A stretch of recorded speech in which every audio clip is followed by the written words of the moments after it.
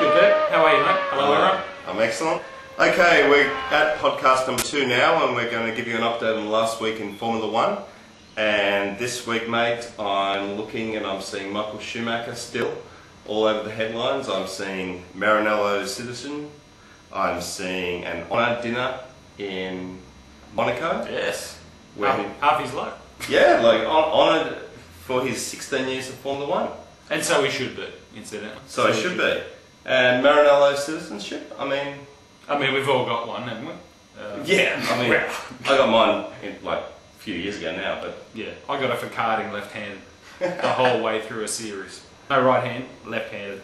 Mate, the third piece of Formula 1 news this week with the shoe, and this is close to your heart, is that he's come out in an interview somewhere and said that his biggest regret of his entire career was the incident in 1997. Now, Max is a massive Jacques Villeneuve fan, and it's something that we've discussed at length over the years since 97.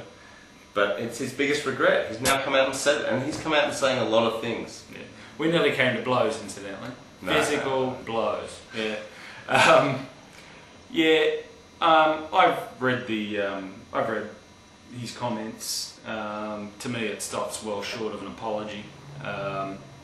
To regret something is disappointing, but to be sorry for something, in my opinion, is to show true calibre of an individual. I read Michael's comments that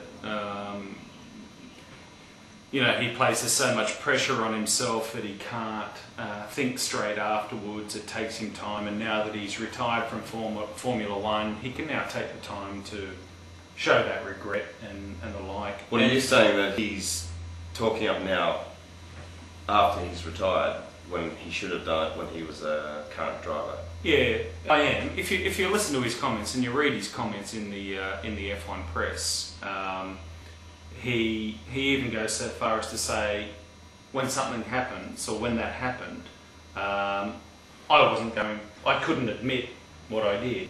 No. But now that the pressure's off me that I put on myself, I can take a step back and have a look at what I did, and then realise that I made a mess of it. I'm pleased that he regrets it. I think that's probably the closest that will come to an apology from Michael. But in saying all of this, and we could go back to Adelaide of '94 with Damon Hill, at the end of the day you can't deny genius, and Michael Schumacher was a genius in the car. Every driver has their shortcomings, and Michael has his. But spoken like a true Villeneuve fan. Well, how do you feel about Damon? I feel fine about Damon. Damon, yeah, very fine about Damon. He's Damon who? Yeah.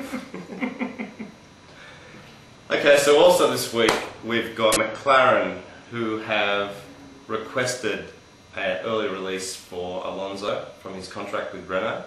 They said, we want Fernando. Give us Fernando now. Yeah. Now, there was a report earlier that Kimi had not requested a release for Ferrari, so he's not racing with Ferrari, not testing with Ferrari. Well, this week we've had testing. We've had the Formula 1 cars in Spain. Yes. In Jerez. Staying in Spain, as we said last week. Where the rain falls mainly on the plane. Yes. Massa, Luca Badoa, day 1. Lewis Hamilton and Fisi, day 2. And Rubino and Rossiter in the Honda, day 3. Yes. So we've got Ferrari, Honda and McLaren doing very well in testing in Jerez. Well, Ferrari doesn't surprise me, because they're running last year's car, and up until the last race it was a championship contender. So I'm not the least bit surprised that Massa is top of timesheets. Let's also look at the tyres as well. Okay, so they're new control tyres, of course, but Ferrari have got a lot of data on. They've got the Bridgestones. Yeah. Not surprised there. But Lewis, on the second day, being P1, now more You know Lewis. what? Can I just say? More Lewis. Part of me initially was thinking, oh, could this be... More Lewis. Could this be part of oh, no, not necessarily that. Could this be part of a conspiracy by McLaren to run Lewis extraordinarily light in every session possible, just to extract the maximum PR from the little bloke. Mate, I think you're right, but I think you're actually talking about day 3 where Honda... I'm drawing a long bow, I know that much, but... Day 3, Honda, P1, P2. Now, it was raining, so the times were slower on the 3rd day. Yeah. By about 2 seconds or so. Yeah. But I think that with day 3, Honda just went, okay, there's an ollie rag, get out there, Rubens, and set a decent time because we want some press. Yeah, could very well be. You might be on the money. Well, Max, you also read something interesting this week from our friends at Renault. Ah, yes. What have you got for us? Ah, indeed.